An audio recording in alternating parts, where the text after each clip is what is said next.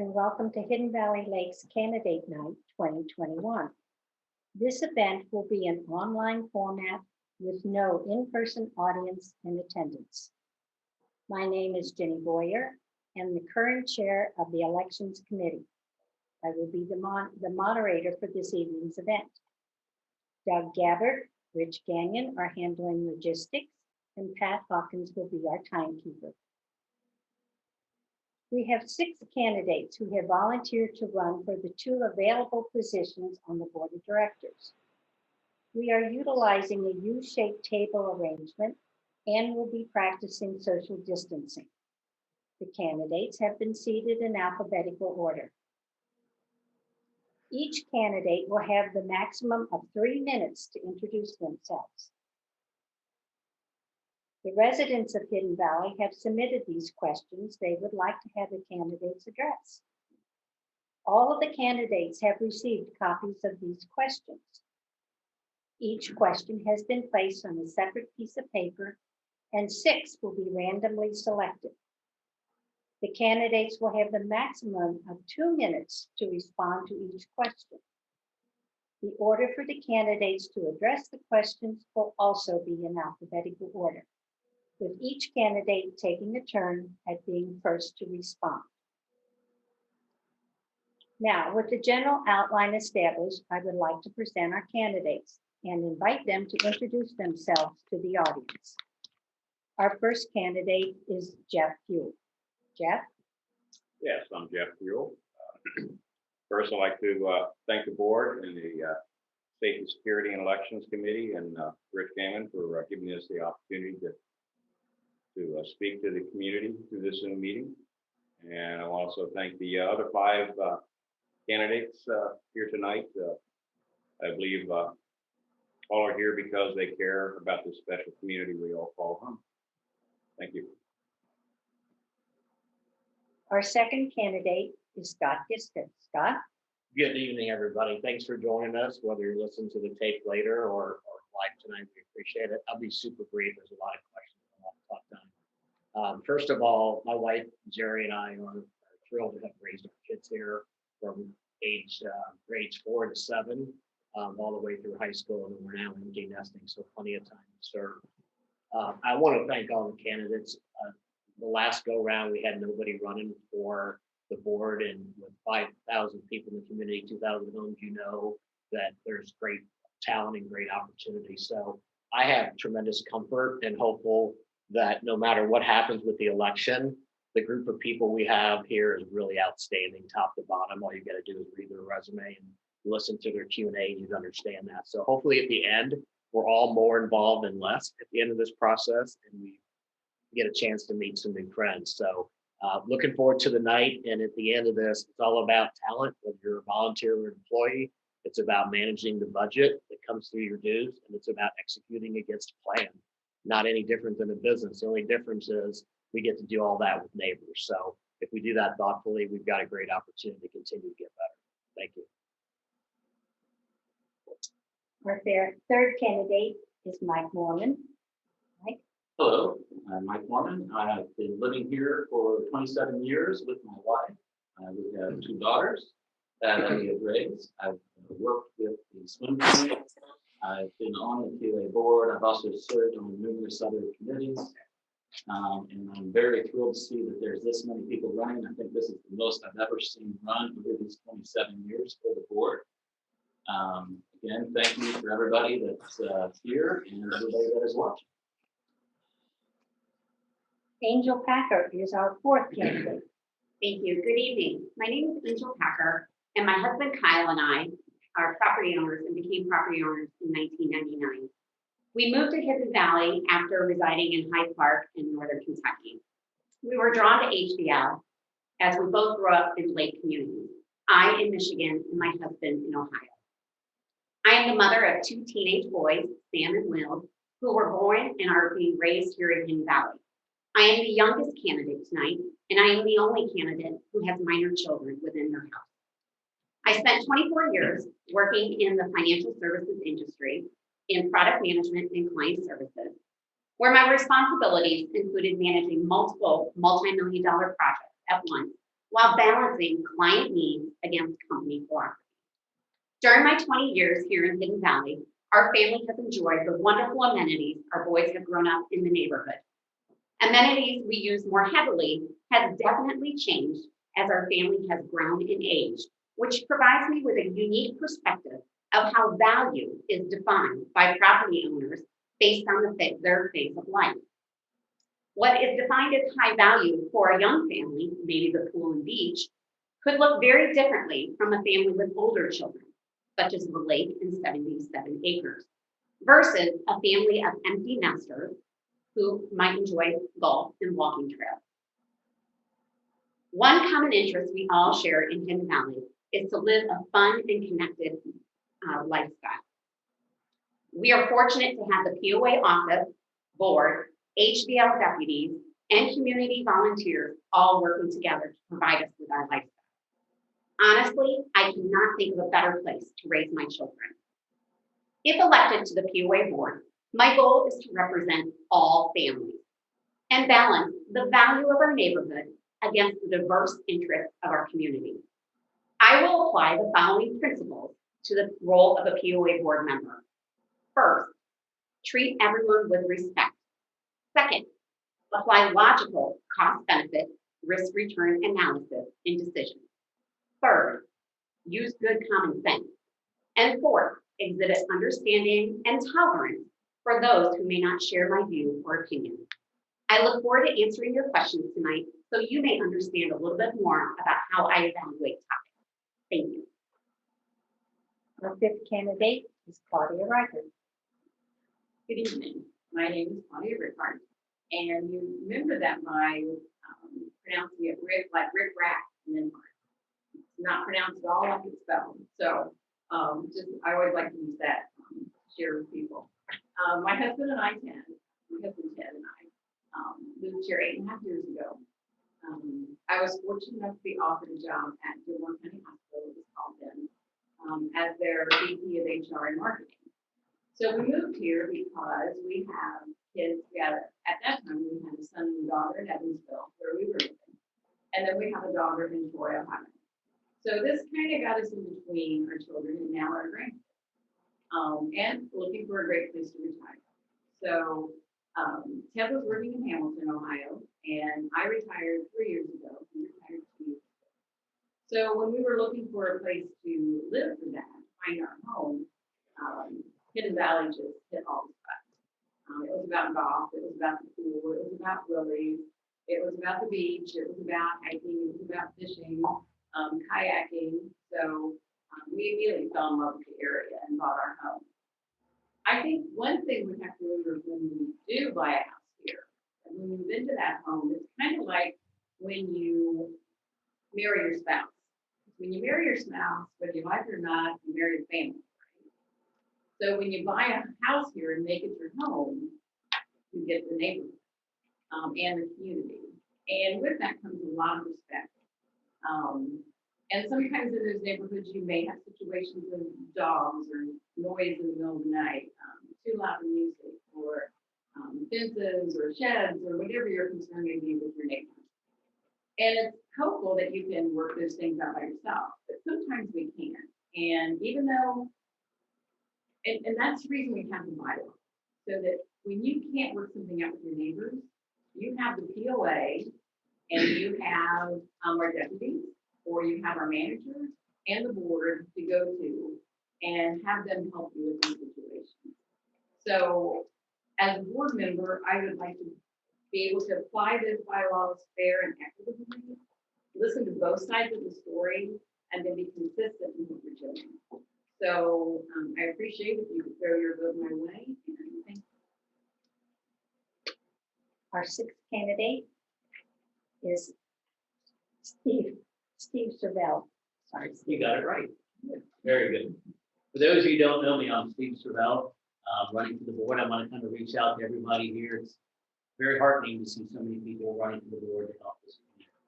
My wife and I, Denise, moved here about 8 years ago. And since the day we moved here, we've embraced this community. I've lived in other places, and I've had neighbors. This is the only place I can say, other than when I was 4 or 5 years old, that I can feel this community. You do things together, you hang out together, you socialize together. This is truly a community. And I think that's vital. No matter if you get out and use the lake, the golf course, the park, the walking trails, we're a community. We get out, we do things together. Since I've moved here, I've taken the stance of being involved in the community. I've been on the safety committee since the beginning. I've served on numerous task forces and been involved in anywhere I could. My wife and I joined the Civic Club a couple years ago. And since we joined the Civic Club, we've made it a mission to put as many events out there to get people together. You know, if you live up here and you don't know your neighbors, you're missing out. This is a community that will openly welcome you. We host events, there's other things going on. You can get out there and meet people and socialize and have a great time. You know, I look at this as a natural progression for me. I tend to get involved in things. When I get involved in things, I tend to put my heart fully into it. I commit to it. This board that we have, the way I look at the board, we feel that a lot of questions, we'll get a lot of questions tonight about what do we think about this? What's our opinion of this? I look at this, if I get on the board, my opinion does not matter. What matters is, can I listen to the community? Can I reach out and talk to people?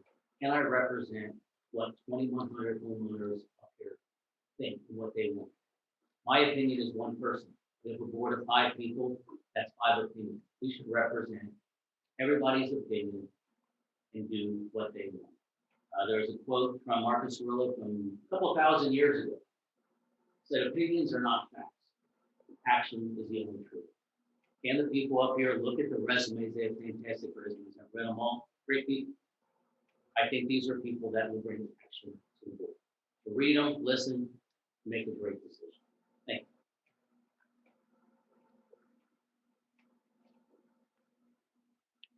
Candidates, thank you for sharing your introductions with the audience. And now we'll be moving on to the question and answer portion of the program. As a reminder to the viewers, Hidden Valley Lake residents have submitted all of the questions for this event. I will randomly choose 6 of those questions. Candidates will rotate the order in which the questions are addressed. First question. Jeff, you'll be the first to answer this question. Should there be term limits for board and committee members? Jeff?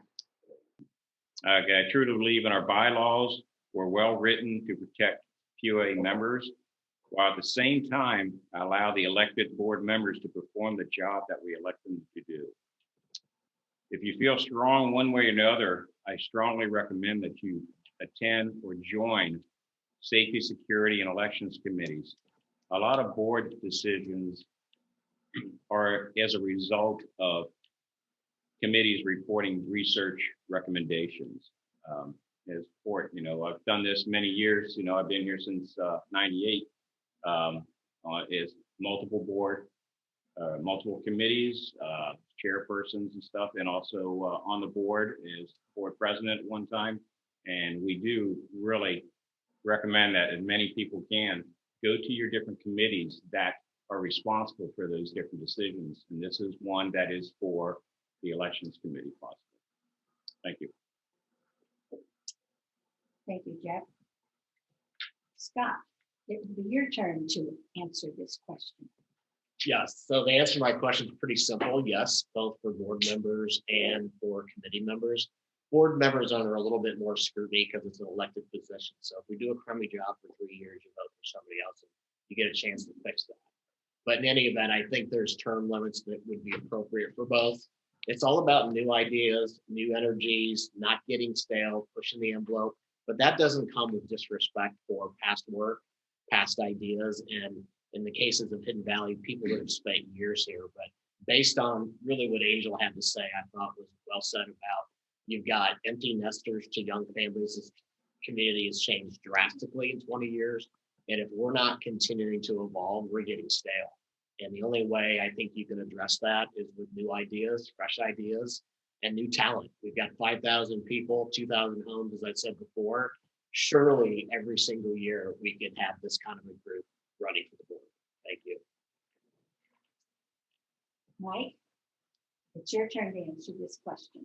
I sort of disagree as far as the term limits.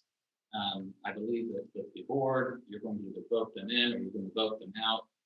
We only have a limited number of people that live in the valley. We also, throughout the 27 years that I've been doing this and being on board or on committees, being on the board, I've always found that the biggest thing is we have trouble getting people to serve on the committees, to serve on the board. This is a very rare year, and that we actually have 6 people that have stepped up to run for the board, which is very exciting. If for some reason somebody could show me that there's some reason as far as say corruption or that as Scott said, if things start getting stale, then yes, I would be more than glad to consider putting in or helping write term limits. But at the face value of it, I would have to say no, I would not be in favor of the term limits. Thank you. Angel, your turn. Thank you. This is actually a 2-part question, so I actually have a response for each one. So when you're talking about a board member, no, I do not believe in term limits for a board, for the board members. And like Scott said, it's because these are elected positions, and the property owners vote for who they feel best represents their needs.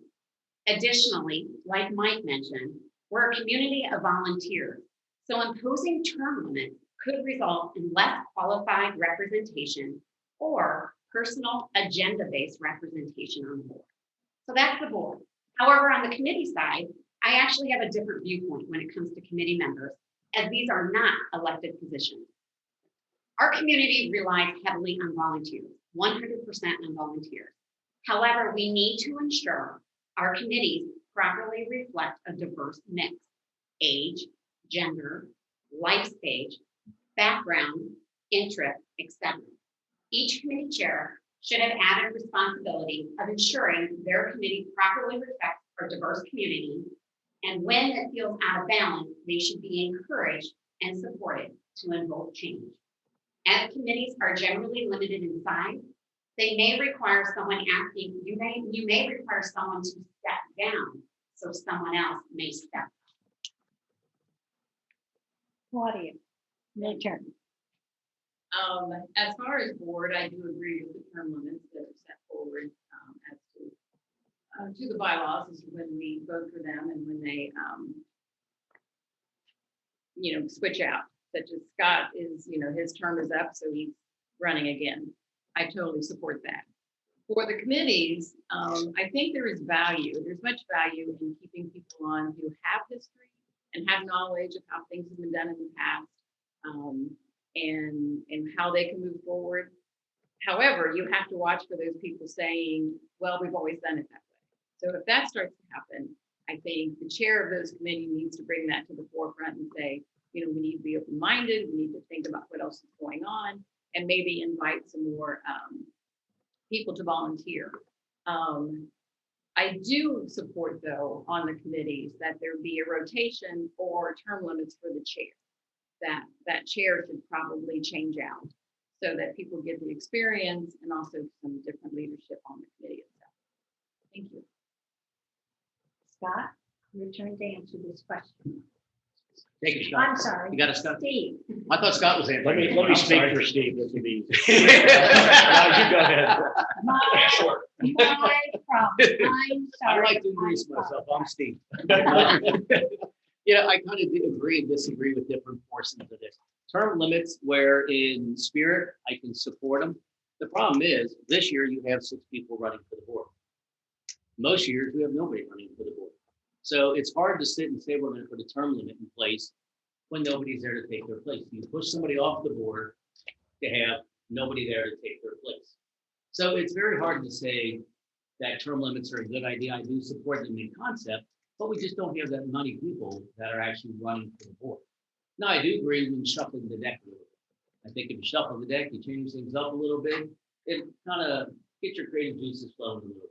So should every couple of years of whoever's the president of the board, should that be changed up? Should the board elect a new president every couple of years, change it up, move the positions around the vice president, the secretary, things like that? Change those positions a little bit. It kind of keeps you from burning out, gives you a break, but then you got to make sure people are willing to resume or take on those responsibilities. Being the president's a huge responsibility.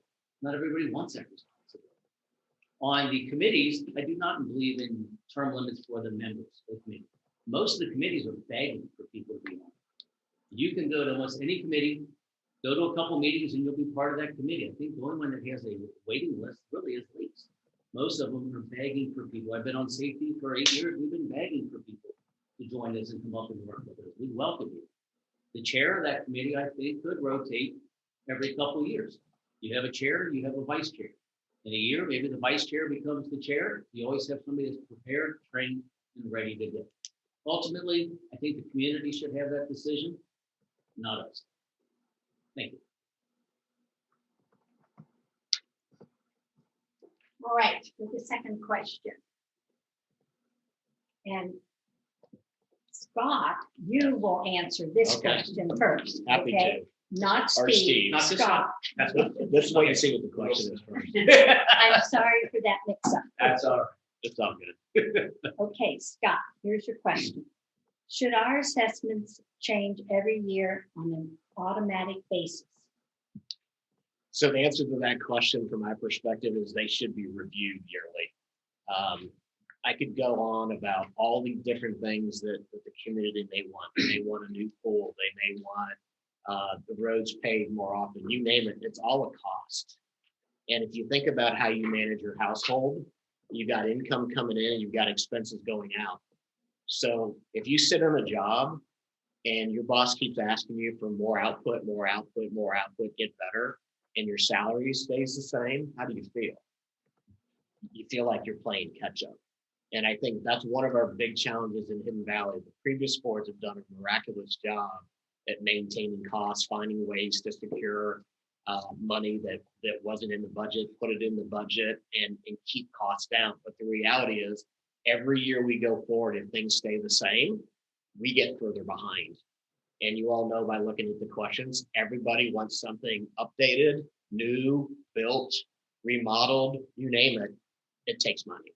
So I think you have to review it on an annual basis. I would not make it an automatic. I would do a bottom-up budget process. We have to keep in mind we've got retired folks on fixed incomes, and we've got higher age earners that may not impact them. But as many of the candidates have already mentioned, the needs are from A to Z, and that's what makes running this community fun, but extremely challenging, because inside those 2,000 households, you may have 200 different kinds of wants. So review it annually, but don't make it automatic. Be smart about it. Thank you. Mike? I would agree that it does not need to be an automatic thing, because all that does is encourage spending. That's not necessarily a good thing. It's sometimes it's just a spend. Every year there is a budget process. Every year you look at the budget process and you sit there and you look at what is it we want to accomplish this coming year. Do I think that we could redo and make the budget process better? I do. But overall, I would say no. I do not agree with making annual assessment going up for all the same reasons as Scott said. Is you've got people that are young, don't have the money. The whole idea of this was we give everybody great amenities and we try to keep it at as low of a cost as possible to everybody. Thank you. Angel? Thank you. As Scott mentioned before, and Mike as well, running our community and its amenities does not come at a flat cost. So what our community is asking of us is to always be forward thinking and providing more amenities for our neighborhood and for our community members. So I actually am not against adjusting our POA dues annually for inflation. Just like your personal bills, they increase every year, and so do the costs of running this community. I would prefer to see an annual inflationary increase versus our recent 10-year flat fee that resulted in a significant increase in our POA dues. Claudia? I agree that it shouldn't be automatic. There should be a review. And in that review, if there is a change, and I agree with everything that most of them have said, but if there is a change, then it needs to be well communicated, justified, and shared with everyone, what's happening and when it's going to happen and how it's going to happen. But yeah, this automatically just doesn't make sense to set it up that way. You can do an annual review and include for inflation also. But I recently had a situation where my husband asked me about my credit card bill. There was a woman's day charge. I knew it was a subscription. I didn't want renewed, but it was on auto renewal. So we had to make a phone call, get it reversed and taken care of. But yeah, automatic just really doesn't work for me either. Thank you. Okay, Steve, it's your turn. I have to say that I think in the 8 years I've been here, I think my dues have been raised one time. I've been very impressed with the way the finance committee keeps a tight rein on the budget. They don't raise our dues very often. They do it very cautiously. When that question came across, I thought about it for a little bit and I said, you know what? That's actually not a bad idea. Should we do it? I don't know. I think it's worth discussion. I think that's something that if we did it would be a community vote. How do people in the community feel about it? There's pros and cons to it. Just raising our dues to raise our dues are not always a good idea. There are people, as Scott said, on various income levels. Some it wouldn't affect, some it will affect. You have to take that into account. But then on some hand, if you know a bill that you pay every year is going up 1% a year, you can budget for that. You can look ahead to that. It's not an unknown entity that's coming at you. You can get ahead of it. I think we need enough money to make sure this community runs efficiently.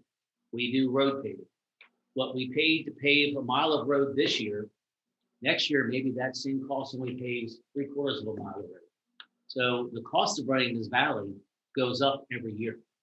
We get employees, I'm sure, get pay raises. It costs more to take care of the lake. It takes more to cut the grass. Everything costs more.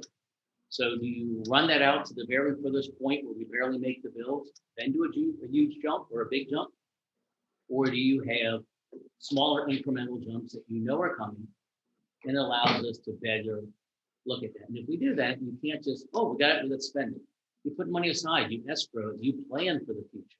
So when these things come up, we can take care of them. We want a new amenity, we can start tucking money aside. In a few years, maybe that could be paid for.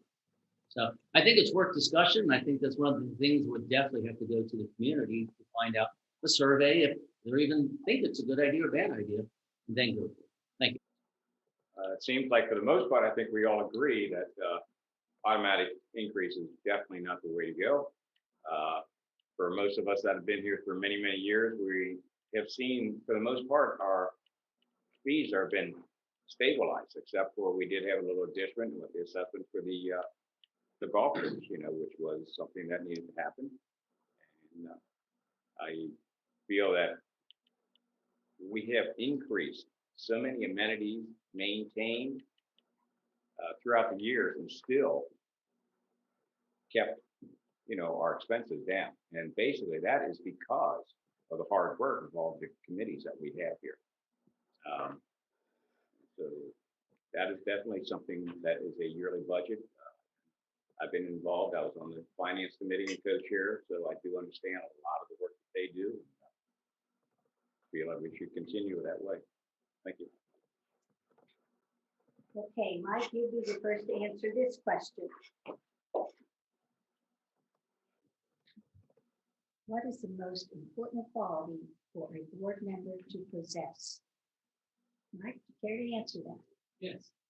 To me, the most important quality is one of being able to listen, look at the facts, and then be able to make a decision. And being able to stand up and say, yes, this is the decision that I have. And then if other information does come in, be willing to revisit it and say, I don't have all the answers. Go out, look for the experts, look for the people that actually have the actual qualities of knowing what needs to happen in certain situations, such as the roads. My wife is a civil engineer. I've worked with her for 27 years. So I had quite a good background on it. And so that's who I would be going to as an engineer for the roads. So basically, I would sit there and say that Now I've lost track of where I was. So we'll just move on. Okay, thanks. Angel? Thank you. So my answer is very short and sweet when it comes to that, because I asked what is the most important quality. So I believe the most important quality is being open-minded for diverse opinions and thoughts, and applying logical thinking and decision-making to represent our large and diverse community. You've got to be open-minded in order to really understand what's happening and what the buzz is in the neighborhood, so that you can apply your logical thinking and decision-making skills in the best interest. Claudia? Okay, so many thoughts go through your head when you're thinking about the best quality of a board member. But I came down to that you end up being fair and equitable about decisions made by the board. And sometimes that's hard to decide. So I've used in the past a tool that I call the bell, the book, and the candle. So when a decision is made, I look at the bell, and does a bell go off that makes me feel good? Or does a red flag pop up that, well, maybe that wasn't what we wanted to do? If you pass the bell test, then you go to the book. And the book is, do we have a bylaw about that? Do we have a rule? Have we set a precedent?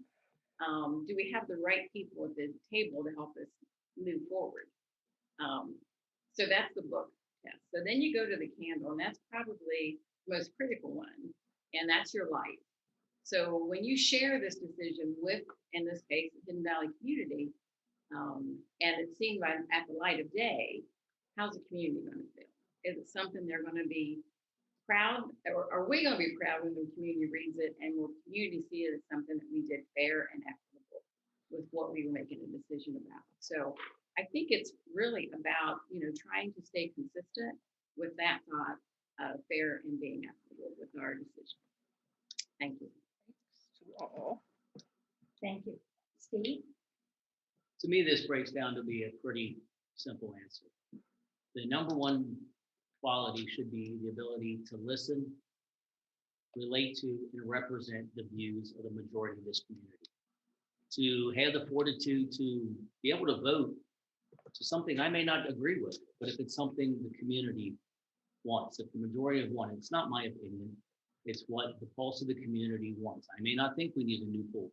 If the majority of the community wants a new pool, then you have to have the fortitude to be able to go against your personal feelings and go with what the community feels. So to me, it's to listen to the community, to be a part of the community, to relate to them, and to properly represent. Thank you. Jeff, it's your turn. Sounds like everybody wants to use both ears instead of one mouth first, which is great. I think that's what most of our mothers taught us. So, I know some decisions, being a board member or director, whatever, are not the simplest thing to do, because sometimes you do have to make decisions, without different community input at the same time. But IMV designer. I believe that we all need to surround ourselves, with people that know more than us, knowledge, and that's education never stops, and that's why we do surround ourselves with all these knowledgeable committee and board members and community. I know we did the same thing when it was getting close to the 40th anniversary, and one of the last projects that I actually was working on was the renovation of the existing pool.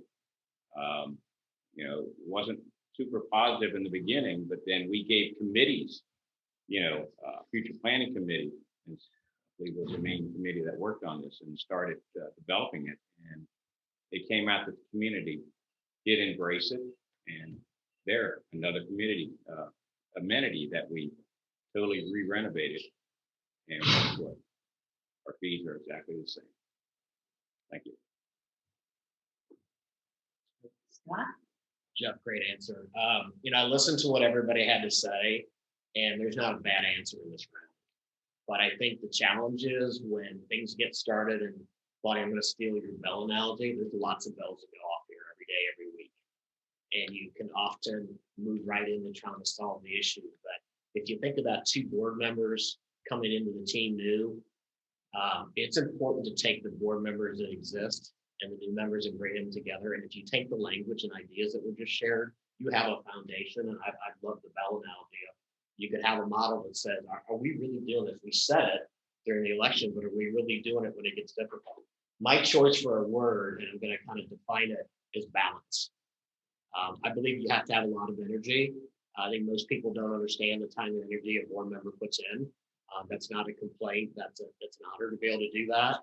But you also have to be in a position that you continue to listen to what's going on. But I've learned in my 20 years here, and more so in the last 3 years on the board, there is a time where the debate needs to stop. The education has been absorbed. The ideas have been heard from both residents and across the team, and it's time to go. And so I view it as time is money, and the expectations are high on a defined budget. Let's debate it. Let's be open-minded, but let's make a decision and execute. And I think that's a part of balance, and that balance changes with every decision. Thank you. Okay. We're moving on here. This question says, do you support the limits that currently exist on the board's ability to make decisions with a community vote? Should they be relaxed or more stringent? To start this question off, we'll go to Angel. Thank you. So I support the limits currently in place for the POA board to act upon. It creates efficiency for the community, and it allows us to comply more swiftly with changing legislation. One thing to remember is, what do those limits include? And really it's about conducting business for the POA, for the whole community, to exercise in furtherance of the purposes of the POA, all powers of the POA without prior authorization or subsequent approval by the members of the community. So you can see that's where they start getting this authority that they can make decisions. And then to make, alter, amend, or repeal bylaws, regulations, policies, practices. So it does give them authority. But I think what's really important is that we're voting for board members. So you want to make sure that, the terms are coming up. It's a 3-year term, it's re-election. You got to make sure that you're looking at your board members and they supply what your interests are, and they are being best served. But we also have to remember that we have in the bylaws a special note that any capital expenditure that is projected to exceed 15% of the annual budgeted revenue requires prior approval by the property owners. So when we talk about Jack and the pool and the renovations that were done there, that was something that we had to go to the community, and that's the right thing to do. It's a budget, it's an item that's budgeted over 15%, and we need the feedback from the community to let us know, is this the right decision that you want us to make on behalf of our community? Claudia? I think the question comes from someone concerned about the authority that Angel's talked about that the board has. My thought would be to make yourself more informed. And I think we all need to do that. And that comes by, if you come to board meetings, if you read the minutes, if you look at it online on a monthly basis, you'll be well informed of what's happening and what decisions are being made by the board. And as long as you're informed and you can have a chance to go to a board meeting or talk to a board member about what's being voted on, then I think you're not going to feel that they're too stringent or too relaxed, probably. So I think that's really where the question's coming from, is that someone feels they're a little too stringent and a little too relaxed maybe, but just be informed about what the board's voting on. That doesn't go to the community. And then I think you'll be fine. You'll have a chance to give your own voice and maybe feel empowered in doing that. So thank you. No. I think the current limits on the board are appropriate. The board, if they're going to hear a new rule, it's read at 2 meetings. There's ample opportunity for discussion, for everybody to hear what's going on. If a rule was voted in and you know nothing about it, there's lots of information that goes out. There are minutes that go out. It's online. You have to take the time to be informed. It's your community. You need to know what's going on. So I think their power is what it should be. You vote for members of the board because you don't want every single decision coming to you. You should not have to, every time we're going to go left or go right, it should not be a community vote. That's why you vote for board members to represent you and vote the way you should vote in one thing. With the spending limits, I think they're very cognizant of the budget. Now, on both of these, I think that just because I can do something doesn't mean I should. Maybe there's an expenditure, it's under the limit, but maybe it's questionable. Maybe we know there's going to be mixed emotions.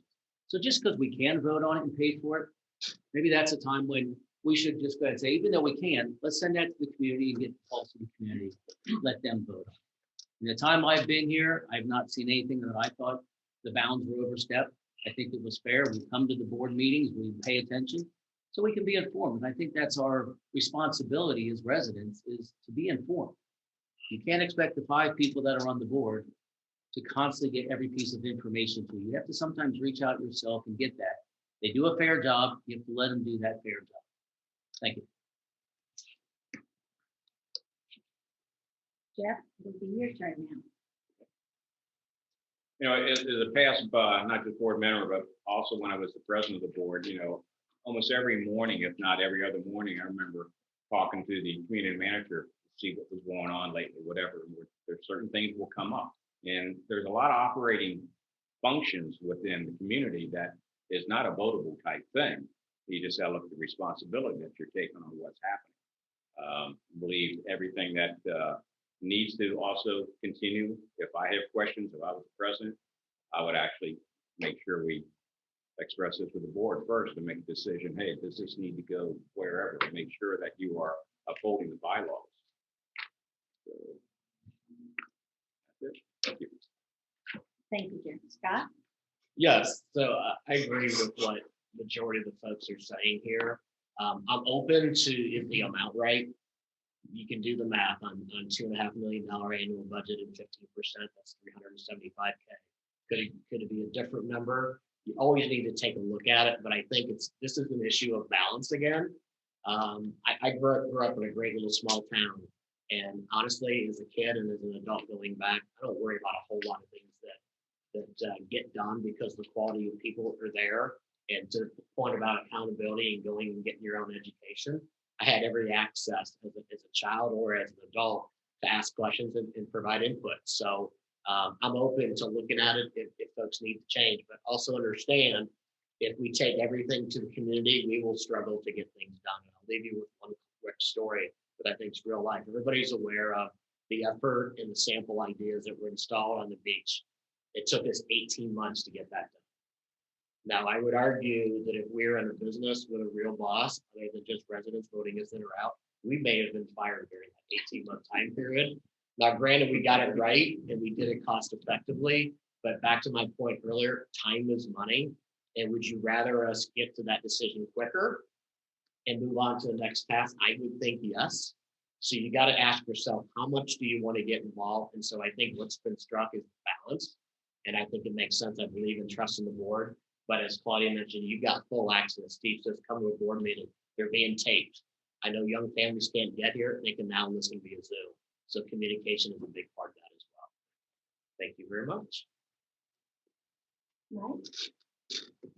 I would basically answer the question saying that, no, I do not think that anything needs to change. The only thing that actually limits the board is 15% on the budget. There are no other rules in there saying that the board can't make a decision on anything or change anything. If we wanted to, the board could change that we don't need to sit there and have 2 readings. We made them many years back when my wife was actually on the board. A lot of these rules were put into place because we said, this seems like this would be a good time to put it in and to have some control over the future of the valley so that we don't have to sit there and constantly be at every single meeting, every single thing, knowing that, you know, if we aren't a part of it per se, like I did, basically I talked about for about 5 years of not being anything with committees and the board, that I felt very comfortable that everything was going to be just fine. So I would again say that no, I would not change any of the rules, and I think that the board can and should continue to make the decisions. Okay, next question. This question says, what would be your first priority if elected to the board? Claudia, I believe you can answer this I one believe first. so. Well, I think if elected, I would definitely look to getting orientation, to working with the current board, meeting with each board member to get oriented with them and get to know them better. I would also attend all the committees, at least, one, 2 or 3 meetings maybe, to get familiar with what's going on there and understand what they're facing, what are their tasks, what stumbling blocks that they have, what walls are coming up for them, if any, how the board can help them more. So I think that would be the initial thing that I would do, is just get oriented to the job and to the board, and to get to know as many of the people in the community as I can through that. So, thank you. Steve? I hate to sit here and say what Claudia said, but I think that's the only correct answer. Is the first time you get on the board, we're not privy to everything that's happening. We don't know the plans. We don't know what's already in motion. So you can't come in, raising a ruckus and we want to do this, we need to do that, because those may be in the works already. So it's to get educated, to sit down with the board members, to find out what's going on, to sit and attend as many committee meetings as possible and task force, to find out what they're doing, to talk to residents, to find out what they feel, what they want to see from this community. You have to get educated. You have to get up to speed. You have to know what's going on. I've made it a point of talking to as many board members as I can and talk to the other candidates when I can to find out where we are. So if any of us get voted, that's important. We need to know what's happening. We need to become a part of the team. You can't come in and just start pushing things around. So get educated. That's my number one. Thank you. Jeff? Well, obviously, when you first get in there, you do want to sit down with your board members, see where things have been lately. Committees, absolutely. There has been many times when I was even on the board, and there's of course there's often, you're being a liaison for maybe 1 or 2 of the committees, for a board member. But there is many committees that there was 3 board members, so being involved in the committees, even as a board member, is important. One of the things I like to really get involved in is see where the community master plan has been lately. That was last updated in 2018. So to me, that's some of the most important things is getting involved with the committees and the board and see where things stand, to see where we can move forward. Hey, Scott? Yes, thank you. So I would agree with everything that's been said. They're all good ideas, and the answer is a combination of all of it. But my answer very specifically is twofold. Based on the fact that I'm a current board member and I'm asking for your vote to continue what I've learned, which has been extensive in the last 3 years. I had the luxury of a lot of time with Pat Hawkins, who was actually running the timesheet. So she's getting great satisfaction and holding up. You need to stop. But beyond that, Bruce Keller, who was a longtime manager, helped me for a period of several years getting ready. There is a lot to learn, Jeff, you know that firsthand. It's not like any global company you've ever worked for. It's personal and it's neighbors. So you can take all the skills in the business world, but it's a little different because everything's much more personal. As Steve, you said early on, these are neighbors that you can hang out with. So you weigh decisions, honestly, that much more. So orient the new member, make them feel welcome. There's a lot that can be done with that, but it takes time and energy. And then the second thing I would do is I'm in the process of writing a community satisfaction survey that I'd like to see fielded on at least an annual basis. So we start our planning process well ahead of a year, get that in place, get the feedback, take that into a budget planning process based on what has to be done and the needs, finalize a plan. And as we sit here in March, there shouldn't be anything in our plan that hasn't already been addressed. And so with that, you execute the plan. We have a tremendous opportunity to draw up planning from the chairs of the committees into the board, into the employee base with Dave Wisman, and just do a much tighter job of planning in advance of this process. Right. I would have to say everybody has had some really great ideas. For me, it's basically improving upon what we already have. We have some different processes, and I've worked with a couple of the board members recently with the roads. There's different things that have fallen through the cracks because when you lose individuals that are either on committees, because committees have been disbanded, so all of that information then ends up going into a file. Community manager that has been here forever, he leaves. Most of the knowledge is in his head and or a file. So creating processes that are easily found, and basically improve the communication so that when I leave, or if I leave the community, that I'm not just taking everything that I know about this community from the past 27 years and all the committees that I've been on. I want it so that it's shared. And so basically, my priority would be is improve upon the processes that we already have so that in the future, it'll be a smooth transition for everyone. Thank you. So we've heard a lot about onboarding. So that's really important. Anytime you get into a new position, you really got to think about your onboarding with the board, the committee members, the community at large. So we're all in agreement about onboarding. So important. Additionally, as a new member, one thing that I know I need to do a better job of is really digging into the bylaws and the budget. I've got to get my head around that. I've got to make sure that as I'm coming in and representing the community, I truly understand what we have in front of us and how best we can serve the community and their varying interests. I would say that there is one area that I do have some additional interest in, and it's really about looking at our mix of volunteers and how do we get more people involved within our community. We have a struggle with young families. I know that because I have young children myself that we're stretched, the parents are stretched in multiple directions. It's difficult. But we need to understand that the young family bring value to our community at large. And we've got to look at how can we use collaboration tools that are out there so that we can have committees that are more diverse to bring more vast, varying interests to our communities so that as a board member, when we talk about onboarding and moving forward, we're making sure that we have the best representation from our broad community.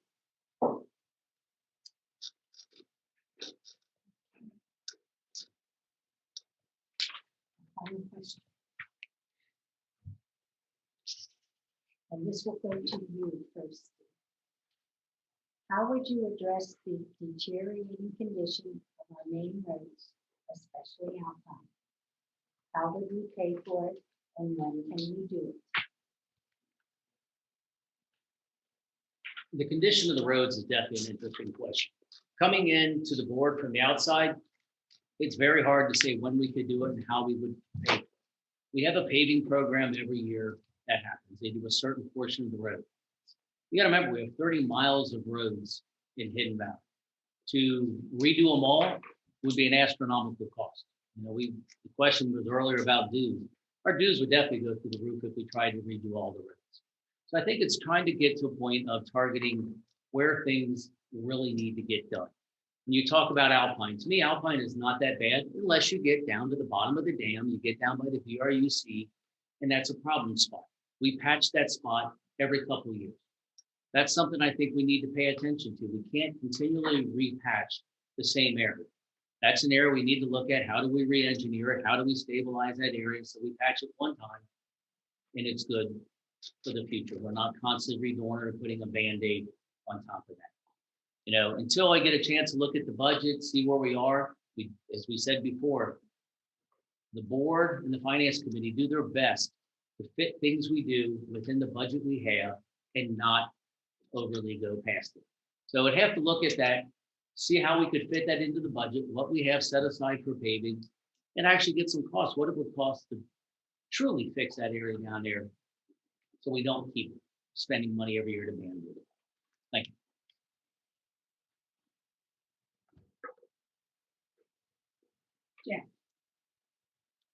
Okay, there's a few of us probably lived here before we even had blacktops, which I did too. There was probably somewhere around close to a 3-year plan of getting roads paved, and what they did is they did like a one coat for so many years till they got it done, and then they came back. And actually was a very successful program. Okay, you're always going to have, and being in building maintenance and not maintenance, but operations and stuff through the years, and some of my job too. I've been through this where your basic foundations can change. Okay, underground, you never know. We just had how many miles of sewage put in, repiping with BRUC. Something could have changed. Okay, so you got to have specialists come in, do maybe some core testing to find out what you're going to actually have down there first to cause that issue. I believe that whatever it is, we can take care of it and stay within budget. I don't see this being super expensive. But thank you. All right, thank you. So I'll get very specific because I know the question was very tailored towards Alpine. Alpine is a challenge. We do need engineering help. We've got parts of Alpine that are not on naturally graded areas. They were graded to put the roads in. And everybody knows, just like building a foundation for your home, if you're not on solid ground, you're going to have that problem. Patching was talked about. Patching is a fix. That patching is causing problems because as you continue to patch layer after layer, that road gets heavier. And if you already have a sinkage issue, guess what? You've got more of a sinkage issue. So we can continue to keep the current budget as is and patch it, or we can take on a main thoroughfare like Alpine in probably 3 to 4 areas and potentially re-engineer it. But we have to understand that cost, and it's a trade-off, just like everything else we want to do. Right now, the budget is 4%. We accrue $100,000 a year.